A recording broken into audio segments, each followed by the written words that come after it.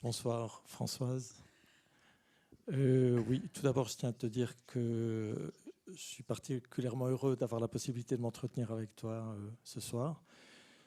Heureux et pour tout dire plutôt ému parce que je réalise que en fait, j'occupe une place que tu as occupée pendant de nombreuses années, la place de quelqu'un qui s'entretient avec des centaines de personnalités, personnalités aussi importantes qui ont marqué le XXe siècle.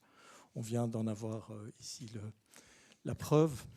Donc voilà, ce soir, la situation elle est inversée. C'est à moi de m'entretenir avec une personnalité incontournable, importante du paysage audiovisuel belge en particulier, mais bien au-delà.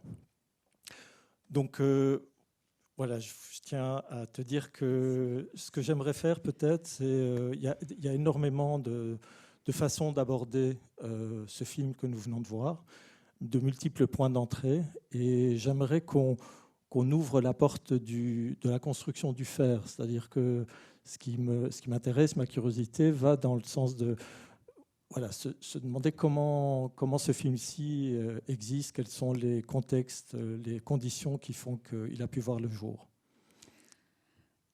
C'est une très longue histoire. Oui, en fait, pour tout dire, j'étais encore assistante à Louvain et j'étais mi-temps à la RTBF. Et j'apprends que mon patron, celui qui m'avait engagé, Paul Damblon, qui s'occupait de l'information scientifique, voulait faire dans le cadre de ce qu'il appelait les dossiers, non, la médecine, il voulait faire une émission sur la psychanalyse. Or, c'était un peu révolutionnaire à l'époque de dire on va aborder ça avec un point de vue médical. À quoi ça sert, pourquoi ça existe. Et donc, apprenant que Jacques Lacan, le docteur Lacan, venait à Louvain faire une conférence, je lui ai dit, écoutez, c'est formidable, il faudrait aller l'interviewer parce que c'est quand même celui qui a permis le retour à Freud. Donc, si on veut interviewer un psychanalyste d'aujourd'hui pour raconter ce qu'est la psychanalyse, il me semble tout indiqué. Alors il dit parfait, etc. Et puis j'essaie d'avoir ce rendez-vous. Ça a été toute une histoire aussi, parce que les assistants avec qui Lacan, il raconte ça lors de la conférence, que l'après-midi, il avait discuté avec des chercheurs de Louvain, mais qui tous étaient en analyse chez Lacan. Alors, aller demander à Lacan, est-ce que vous voulez bien accorder une interview? Ils n'osaient pas. Et chaque fois, ils revenaient de leur analyse en disant, on n'a pas demandé, mais la semaine prochaine, on demandera. Et donc, c'était l'attente. Et puis, à un moment donné, ils me disent, bingo, il accepte. Je dis ça à Paul Damblon, qui dit, oh non, moi, je ne veux pas aller faire interviewer ce monsieur, vas-y, il paraît qu'il est très incompréhensible, etc. Bon, ok, alors, donc j'y vais. Et évidemment, je vais d'abord lui téléphoner. Et ça a été une histoire absolument inouïe. C'est qu'on m'avait dit, il faut appeler à 13h. Je me suis dit, c'est quand il sort de sa psychanalyse et qu'il va aller déjeuner. Donc, j'appelle, toute tremblante, et au téléphone, il y a une voix qui répond, « Allô ?» Et je me dis, ça c'est sa vieille bonne qui lui prépare à manger. Et je dis, « Bonjour madame ». Il dit, « C'est le docteur Lacan ». Catastrophe, me dis-je, c'est foutu. Eh ben non, c'était pas foutu.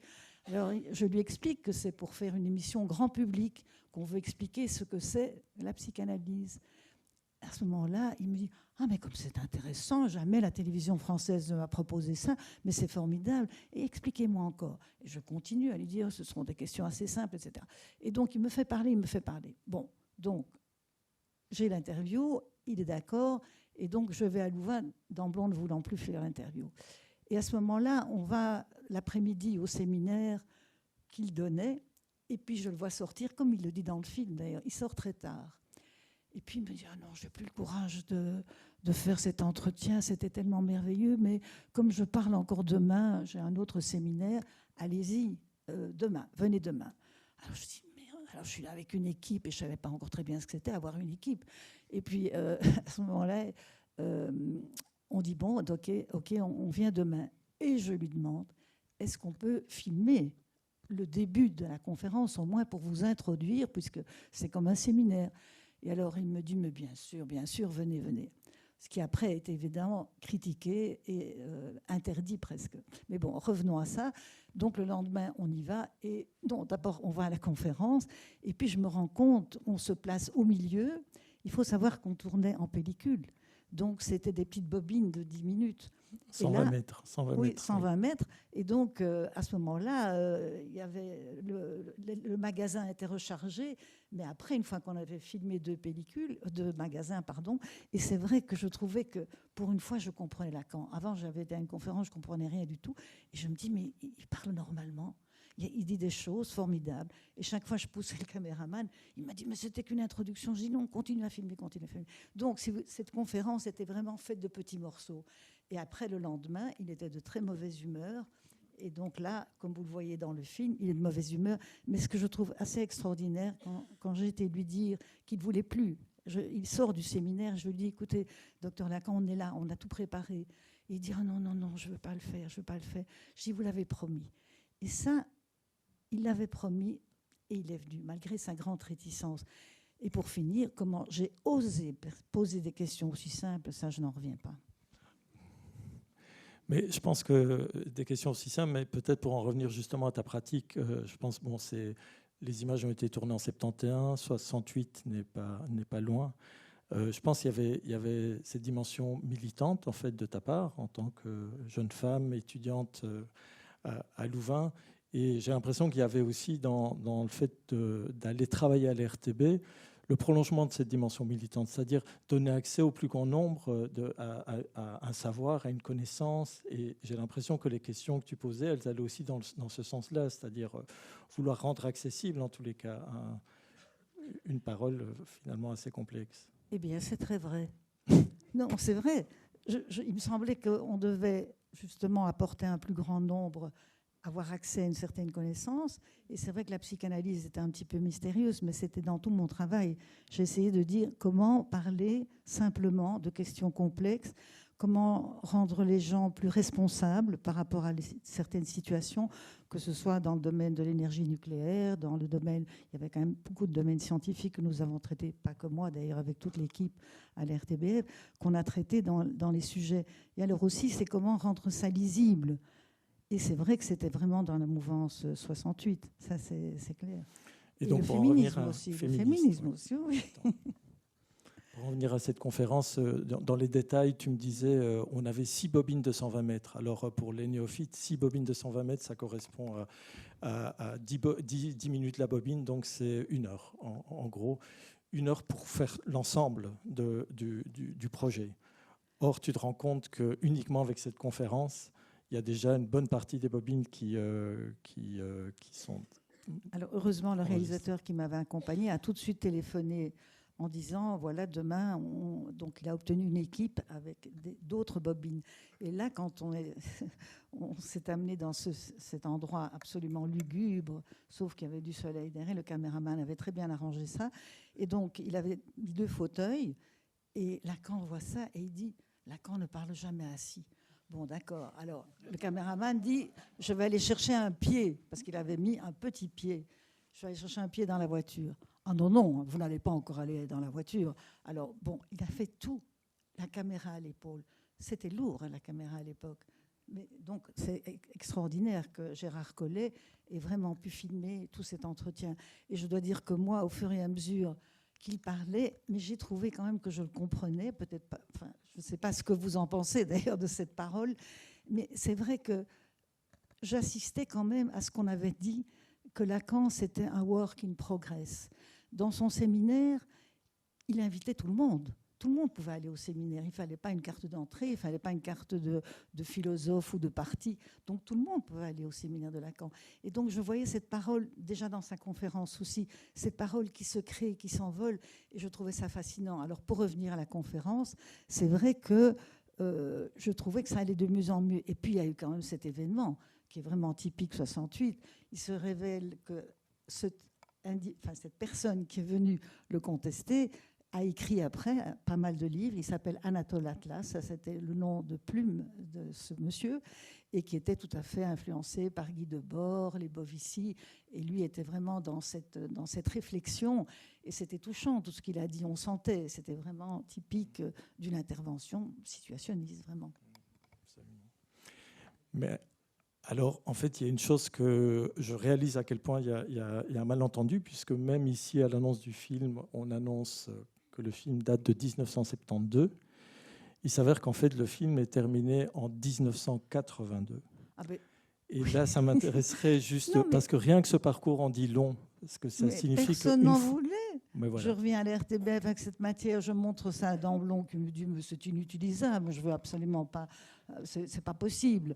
Donc voilà, je me retrouve avec cette matière. Et personne n'en veut, la direction n'en veut pas. Et ce n'est que 10 ans ou 9 ans après, lorsqu'il y a eu, et je ne savais même pas que c'était Marine Karmitz qui avait écrit à certains directeurs de télévision francophones en disant « Est-ce que vous n'avez pas des entretiens de personnalités, entre guillemets, célèbres ?» Et donc la direction envoie aux services, à différents services, et notamment chez nous, pour dire « Est-ce que vous n'avez pas quelque chose ?» Je dis « Youpi, Lacan !» Alors tout de suite, c'était accepté. Et puis la direction me dit voilà, vous pouvez monter. Et je leur dis mais écoutez, comment je fais avec cette matière? Parce qu'il faut savoir, la conférence, c'était, comme vous l'avez vu, tous des morceaux. Comment on organise ça? Et puis l'entretien le lendemain. Personne ne savait, enfin personne, bien sûr certains spécialistes, mais ne connaissaient Jacques Lacan. Donc il fallait, pour être un film qui puisse passer à la télévision, il fallait expliquer qui était Jacques Lacan. Donc c'est vrai que j'ai beaucoup réfléchi, qu'est-ce qu'on fait avec cette matière brute que je trouve fascinante, mais qui est brute? Et qu'est-ce qu'on fait avec un entretien si on ne sait pas qui est Jacques Lacan? Et donc maintenant, quand je revois, je me dis, il y aurait quand même des choses que j'aurais pu corriger. Mais donc à ce moment-là, je me suis dit, comment je peux faire? La direction me dit, non, vous n'avez pas droit à faire un nouvel entretien avec un psychanalyste, après la mort de Lacan d'ailleurs, avec un psychanalyste pour faire le point sur ce qu'il faisait. Je me suis dit, au fond, c'est pas bien, c'est vrai, il ne faut pas faire ça. Et donc j'ai demandé à Christian Carès, on a été photographier les lieux.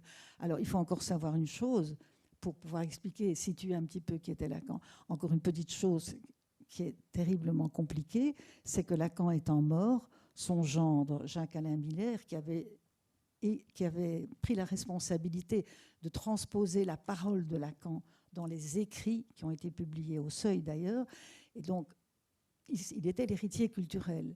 Et donc, il fallait absolument avoir son autorisation parce qu'il a prétendu que j'avais été volé ces moments de conférence. Il était exécuteur testamentaire. Exactement. Et donc, il fallait le convaincre. Heureusement, j'ai eu un ami à Paris dont j'avais passé sur ce qu'on appelait Télé 2 à l'époque, les émissions Palette, qui avait produit ça, qui s'appelle Alain Jaubert. Et donc, lui, en fait, c'est extraordinaire, mais il était le copain de Julie Lacan, c'est-à-dire la fille de Lacan. Et donc, il allait déjeuner chez Lacan de temps en temps. Et donc, il m'a dit, écoute, quand j'ai montré cette matière à Alain Jaubert en disant, je peux la monter, mais je dois avoir l'autorisation, il m'a dit, mais écoute, c'est formidable, mais je vais organiser une projection. Donc, je suis partie à Paris avec les Rush. On a été projeté ça au CNRS audiovisuel. Alain avait convoqué Jacques-Alain Miller et sa femme. On a projeté ces images dans une énorme salle sur l'écran. Et quand on est sorti, Judith pleurait. Et tout de suite, Alain a dit, écoute Judith, tu ne peux pas empêcher cette parole de passer. Ton père est extraordinaire là-dedans. On le comprend, c'est magnifique. Alors, elle a regardé son mari, Jacques-Alain Miller. Elle a regardé comme ça. Et lui, il a fait. Donc, c'était un accord. Ouf! Alors après, je ne vous parle pas, le tournage, ça a été très compliqué. Mais donc, on a pu le faire. Mais par contre, tu pourrais nous parler justement, ces 3 jours de tournage que tu réclamais sont réduits à 1 journée de tournage. Oui. Donc, impossible de filmer réellement. Et donc, la décision de l'image fixe, de la photographie intervient. Oui, et aussi, je trouvais de laisser cette parole s'exprimer. Parce que quand on voit cette conférence, ce n'était pas du tout le style de la télévision. Donc, s'il n'y avait pas eu cette demande de Karmitz de produire ce film sur cassette, ce qu'il a fait, et ce n'est qu'après que vraiment j'ai dit à l'RTBF, il faut quand même que ce film passe. Et pour finir, il est passé très tard, mais donc elle n'était même pas, enfin c'était un ovni, voilà. Marine Karmitz qui était directeur d'MK2. Voilà. Pour donc, les néophytes. Pour les cinéastes, oui, c'est ça. Et donc oui, ces images, ces photographies qui interviennent. Pour finir, c'est grâce à cette intervention extérieure que ce film existe, grâce à des relations amicales qu'on a eu l'autorisation. Et c'est ça aussi, je pense, enfin, je n'ose pas dire être journaliste, mais quand même, en fait, si on est ouverte à des tas de choses, on entretient des relations, on voit des choses et on essaye de s'arranger. Il faut toujours s'arranger avec le réel d'une certaine manière. Mais c'est vrai que j'ai eu beaucoup de chance, je trouve, de rencontrer des personnalités extraordinaires via les émissions, parce qu'à l'RTBF, à l'époque, ça ne se passe plus comme ça maintenant, mais on pouvait, à l'intérieur d'un service, proposer des choses. Donc, par exemple, j'ai fait tous les magazines scientifiques, Élémentaire, mon cher Einstein, et après Babel, c'était les paroles diverses qui se rassemblent. J'ai fait aussi des émissions en direct, comme le sida avec RTL, ou la drogue. On a la première fois parlé d'autorisation du cannabis ou pas, parce qu'il y avait un problème de législation. Donc, aborder les questions scientifiques, au début, je les ai abordées en disant il faut expliquer la science. Et après, c'était au fond que signifie la science dans la société. Et puis, je suis partie de l'inverse. Qu'est-ce que la société se trouve bouleversée, interrogée par certaines découvertes scientifiques. Donc, plus mettre en avant l'aspect de société et de réflexion. Et c'est comme ça aussi qu'on a fait un film en direct du Palais des Beaux-Arts, au moment où c'était Europalia sur l'Autriche, par exemple. Mais donc, ce que je veux dire, c'est que à l'intérieur d'un service public dont j'étais très fidèle par rapport à l'entreprise, si je puis dire, de connaissances, à l'intérieur de cela, il y a toujours moyen de trouver, de proposer et en effet d'utiliser des choses qu'on a connues dans le temps. Par exemple, moi j'ai fait une thèse que je n'ai jamais publiée, que je n'ai pas terminée parce que j'en avais assez, sur les rythmes biologiques des poissons cavernicoles. Bon, c'est vraiment un sujet épouvantable. Eh bien, le fait d'avoir découvert ce que c'est qu'un rythme, comment nous sommes aussi dirigés avec différentes glandes qui répondent à l'alternance soleil-nuit ou bien à d'autres rythmes, eh bien, après, on a fait toute une émission sur le temps, mais ça m'a servi. Donc, je veux dire, on réutilise des choses. Quand j'étais à New York pour l'émission sur les femmes, où j'ai eu la chance merveilleuse de rencontrer Margaret Mead, parce qu'il faut savoir qu'à l'époque, vous téléphoniez de Belgique aux États-Unis, au musée, chez un scientifique comme Stanley Milgram, par exemple, vous lui téléphoniez, ces gens répondaient.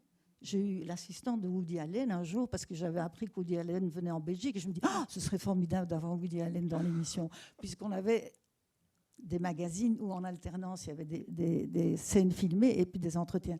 Et je veux dire qu'à ce moment-là, on fait ça, et puis ça marche ou ça ne marche pas, mais on essaye. Et comme ça, on a pu avoir des choses accès à des documents ou des choses assez merveilleuses. Et justement, il y avait la tentative, entre autres, de photographier l'intérieur, le cabinet de Jacques Lacan. Et là, tu m'as appris une chose absolument incroyable. Donc, Jacques Lacan est décédé en septembre 81. Et tu apprends qu'en fait, les fenêtres de son cabinet sont barricadées. Oui, en fait, la femme de Jacques Lacan, qui était Sylvia Bataille, donc l'ancienne femme de Georges Bataille, qui était une femme merveilleuse, et donc elle avait accepté qu'on vienne filmer chez elle. Et Jacques-Alain Miller avait dit « Ah, mais il ne faut pas aller avant 4 heures », alors que nous, on pensait aller à 2 heures à les photographier. Et quand on arrive à 4 heures, elle m'ouvre la porte. Mais c'était comme une révélation, comme elle apparaît dans le film là, elle est sur la balançoire. Mais bon, elle ouvre la porte et elle dit « Mais pourquoi vous venez si tard? Je dois aller chez le dentiste. » Je me dis « Mais enfin, comment Jacques-Alain Miller a dit que je ne pouvais aller qu'à 4 heures ?» Et donc, elle avait préparé, elle a dit « J'ai mis les chaises exactement comme du temps de Jacques Lacan. » Donc, on a pu photographier. Et après, je pouvais aller dans son cabinet, enfin, photographier son cabinet. Alors, on va dans la cour. Patatras, il y avait un journaliste de Paris Match qui avait essayé de photographier le divan de Jacques Lacan. Et donc, à ce moment-là, impossible d'aller, c'était sous scellé. Et donc, à ce moment-là, je me dis, mais comment on fait? J'ai essayé de me remettre, avec Christian Carrez, dans la position de quelqu'un qui entre dans cette cour et qui gravit ses escaliers et puis qui a rendez-vous chez le maître. Il ne mêle pas qu'on dise ça, mais quand même, c'était pour finir un maître. Et donc là, on a décidé de photographier, mais pas faire un zoom sur la photo, mais de faire des étapes, comme si on avançait dans l'escalier. Puis j'arrive devant cette porte et qu'est-ce que je vois? Plein d'inscriptions dans la porte. Et Christian me dit, il n'y a qu'une fenêtre sur le côté, c'est impossible, je ne peux pas photographier, pas de flash. Hein, il ne peut pas photographier. Alors je dis, mais attends, comment est-ce qu'on va faire ressortir ça? De la craie. Je sors rue de Lille, je vais à la rue Saint-Benoît et je trouve encore un petit magasin ouvert de journaux. Il était tard. Ouf, il a un paquet de craies blanches. Et alors, avec Christian, on a rempli tous ces petits creux et on a pu photographier quelques inscriptions qui montrent évidemment ce qu'était cette dépendance des patients, dont d'ailleurs Lacan, je trouve, parle magnifiquement de ce transfert et de ce qu'est transfert amour-haine dans l'entretien et dans la conférence également. Qui n'est pas que de la dépendance, d'ailleurs, c'est aussi une forme de reconnaissance ou de gratitude par rapport à ce qui est inscrit. Oui, gratitude, exactement. Oui. Merci Françoise pour toutes ces différentes anecdotes, mais qui en disent long sur finalement la difficulté également à faire vivre ce film, parce que depuis, il a eu l'occasion évidemment de circuler dans des contextes divers. Il a été piraté sur YouTube. Il y avait plein d'extraits. Oui, il a eu beaucoup de succès, je crois, chez les psychanalystes. Je sais qu'il y en a dans la salle. Mais c'était aussi ce que j'avais eu comme écho de certains spécialistes et psychanalystes. Mais comment elle a osé poser des questions aussi simplistes à ce grand psychanalyste? Évidemment, je ne me suis pas tapé tous les écrits.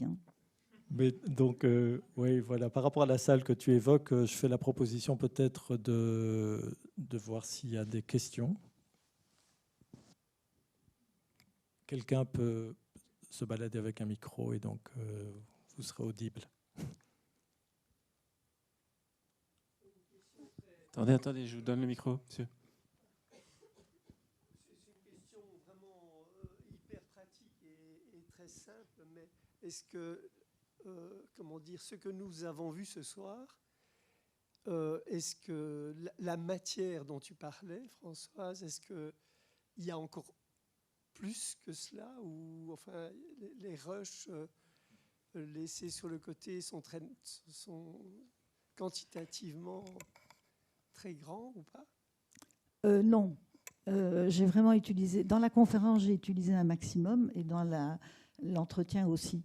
Il n'y a pas eu beaucoup de chutes. De toute façon, les chutes, à l'époque, on ne pouvait pas les garder. Il y en avait parfois qui faisaient ça, mais donc on ne pouvait pas les garder. Non, mais on a essayé de récupérer un maximum. Mais c'est vrai que ça a l'air de rien, mais ça a demandé beaucoup de réflexion. Parce qu'on ne passait pas de la matière brute à l'époque. Et alors j'ai eu Olivier Van Warenberg qui avait fait la musique. Il a fait une composition, je voulais du violoncelle comme petit point de suspension pratiquement. Et après, il a composé ça. Et d'ailleurs, je vois qu'on n'a même pas noté, on a mis son nom comme ça, et pas composition, mais voilà. Non, il n'y a pas tellement de rush. D'autres questions, des interventions? Moi, j'aimerais bien savoir, en effet, si de la part des psychanalystes, comme je sais qu'il y en a dans la salle, s'ils trouvaient ce film un peu simple, qui ne rendait pas compte de la pensée de Lacan, ou bien si certains ont dit on comprend quand même ce qu'il dit, parce que est-ce qu'il parle français? Moi, je me rappelle la première fois que j'ai été écouter une conférence, c'était avec le cours à Saint-Louis, à Bruxelles. J'ai dit voilà un monsieur qui parle français, c'est magnifique, je ne comprends rien. Et donc à Louvain, lors de sa conférence, j'ai eu l'impression quand même de comprendre et de saisir. C'est pour ça que je voulais qu'on continue à filmer, indépendamment de la manifestation. Avant ça, on a filmé pas mal de la conférence. Et c'est vraiment dans l'ordre chronologique. Mais donc, comment ce film vous est apparu en disant mais elle est folle, celle-là, et c'est simpliste, et ça ne nous apprend rien sur Lacan?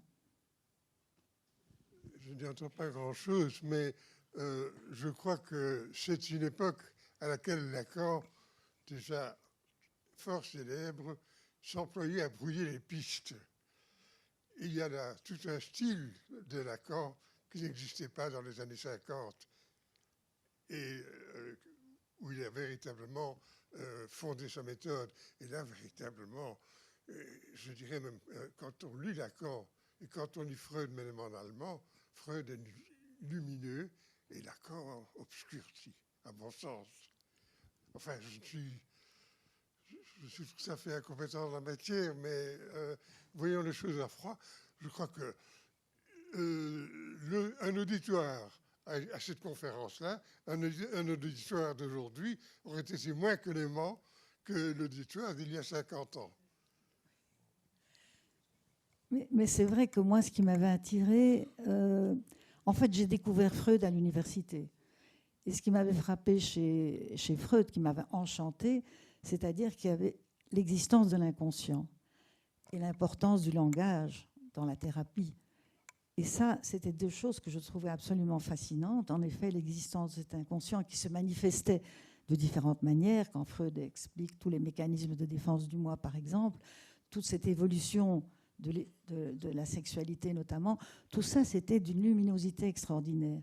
Et donc, ça, c'était déjà une attirance naturelle que j'avais par rapport à la psychanalyse, mais impossible d'en parler comme ça ou de faire une émission. Donc Lacan a été un petit peu l'occasion de faire cette rencontre avec ce grand psychanalyste qui était en effet incompréhensible et qui m'impressionnait beaucoup. Monsieur ? En tout cas, merci Françoise pour ces commentaires et comment tout ce trajet pour obtenir cela.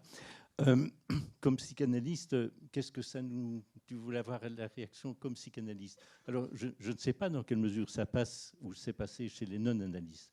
Mais pour les psychanalystes, je pense que c'est moins le contenu, hein, qui est en effet très... comment dire, très équivoque, hein, avec tous les pièges qui soulignent. Et donc, ce que ça apprend, ou ce que ça me rappelle, c'est plutôt le style. Le style, tu as bien indiqué cette démarche de recherche continue, et quand il fait un topo, mais même dans tout son trajet. Cette fois-ci, enfin, à cette époque-là, il parle fort sous le signifiant, et puis il va évoluer, il va parler plutôt du réel et de la jouissance. Hein. Donc il y a tout cet aspect de recherche qu'on trouve déjà dans son style et dans cette façon de parler, et incompréhensible d'une certaine façon, mais comme l'inconscient est incompréhensible ou difficile à comprendre. Voilà, moi c'est ça comme psychanalyste qui me frappe à revoir ça aujourd'hui. Mais qu'est-ce que les psychanalystes disaient, comment elle a osé? Parce qu'en fait, ce qui m'a touchée quand même, c'est que Lacan, au téléphone, m'avait dit, donc jamais une télévision ne m'a demandé ça. Donc il avait ce désir de partager quand même sa science, disons. Et là, et il l'a respecté. Mais c'est vraiment, comment dire, ça m'a touchée, parce que c'était réputé un homme incompréhensible. Or, ce n'était pas du tout ça. Il voulait porter cette parole. Il faut savoir qu'il avait accepté d'être filmé, ça s'appelait télévision, mais pas qu'on l'interviewe, pas qu'on l'interrompe. C'était vraiment, il est derrière une banquette et il parle. Et donc, de manière ininterrompue, et télévision, ça fait 2 numéros.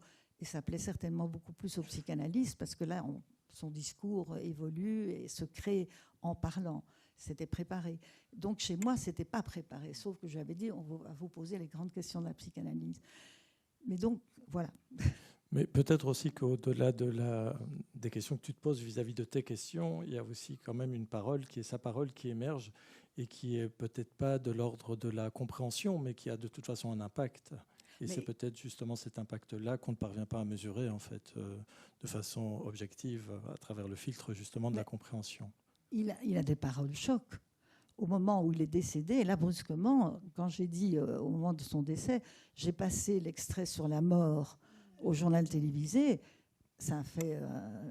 tout le monde était sidéré. Du coup, la France s'est intéressée aussi à ce film, puisqu'ils se sont documentés, et ils ont vu que c'était un extrait de sa parole. C'est évidemment une parole extraordinaire quand il dit « la mort est un acte de foi ».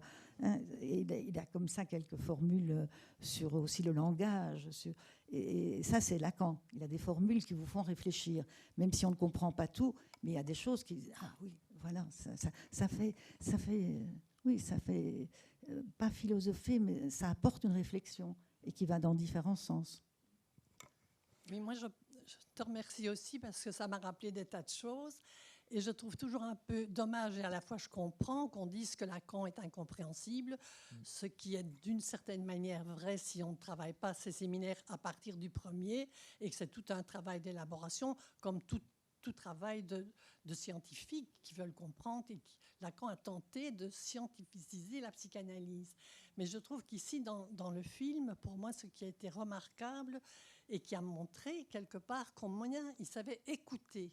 Et comme à toi, au bout du téléphone, le patient, il a écouté ce qu'il lui a dit et il a repris après. Et c'est ce que je retrouvais, parce que j'ai été pendant 3 ans à ces présentations de malades à Sainte-Anne, c'était la façon dont il pouvait interroger les malades d'une manière, d'un langage tout à fait courant, et même il posait des questions tout à fait banales. Quand une patiente parlait de la Formule 1, il me demandait, je pense que Lacan savait ce que c'était la Formule 1, il m'a dit, expliquez-moi ce que c'est la Formule 1. Parce que tout ça rentrait dans son souci d'entendre ce que le patient, d'abord le malaise, la souffrance ou le délire du patient, mais aussi d'entendre l'inconscient qui allait surgir dans une parole toute simple. Lacan avait un souci de transmission. Alors évidemment, il a pris le chemin et le style, comme rappelait Patrick de Noether, mais je pense qu'il avait quand même ce souci-là de transmission. Et je trouve que tu as bien montré ça dans ce film, et je t'en remercie. Mais c'est pour ça, quand j'ai parlé d'une émission grand public, qu'il a dit oui. Mais c'est vrai qu'il m'a fait parler, et quand je l'ai rencontré, donc après ce fameux séminaire à Louvain, et au moment où il sortait de ces séminaires, j'entends qu'il dit à un des professeurs de Louvain qui l'amenait et qui disait, écoutez, il y a la dame là qui veut faire cet entretien. Et je l'entends dire, la voix, où est la voix? Et puis je me rends compte qu'il m'a fait parler parce qu'il aimait bien ma voix au téléphone.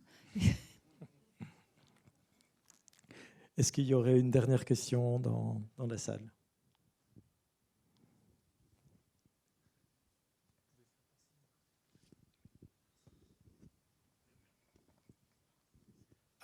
À propos de formules percutantes, tu relances Lacan sur la phrase « je ne te le fais pas dire ». J'étais là, moi, à la conférence. Donc, je me souviens, mais tu vas me dire si c'est un fantasme ou si c'est une réalité, que quand le jeune homme a terminé sa diatribe, Lacan lui a dit « je ne vous le fais pas dire ». Est-ce que c'est exact? Donc, c'est sur cette phrase-là que tu le relances le lendemain? Je ne peux pas te dire si c'est là-dessus que j'ai travaillé, mais en effet, je trouve que la manière dont il a récupéré ce pauvre garçon, il dit « asseyez-vous ». Et donc ça, malheureusement, on n'a pas dans le film, parce qu'à ce moment-là, il y a une interruption, on n'avait plus de bobine. Et donc on a refilmé au moment où il y a l'agression. Alors, oui, justement, par rapport à ça, je voulais quand même dire, la personne qui intervient la première fois, c'est une femme avec son chapeau noir. Donc la première fois, c'est une femme qui ose interrompre. Ce n'est pas le psy de service qui se trouve derrière Lacan. C'est une femme qui dit « ça ne va pas, on n'attaque pas une personne qui parle ».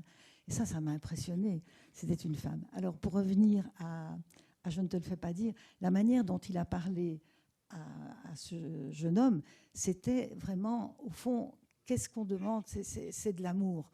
Et donc là, il l'a récupéré, et quand le garçon s'est senti, et ça je ne l'ai pas dans le film, complètement récupéré, il s'est levé et il a été répandre le sandwich trempé dans l'eau sur la salle. Et, non, pardon, il a attaqué à ce moment-là. Il a lancé le pain mouillé sur Lacan.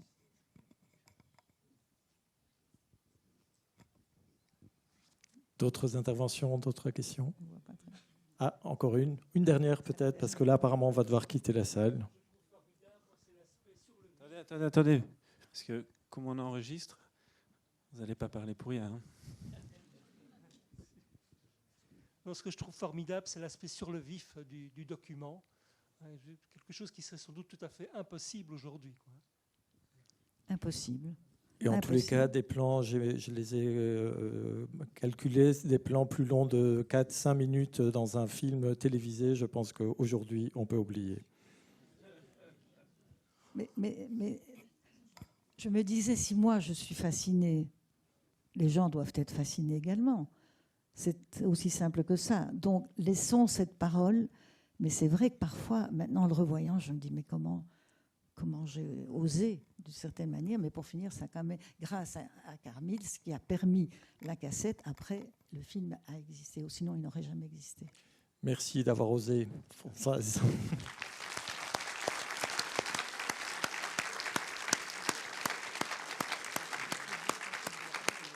Merci à toi.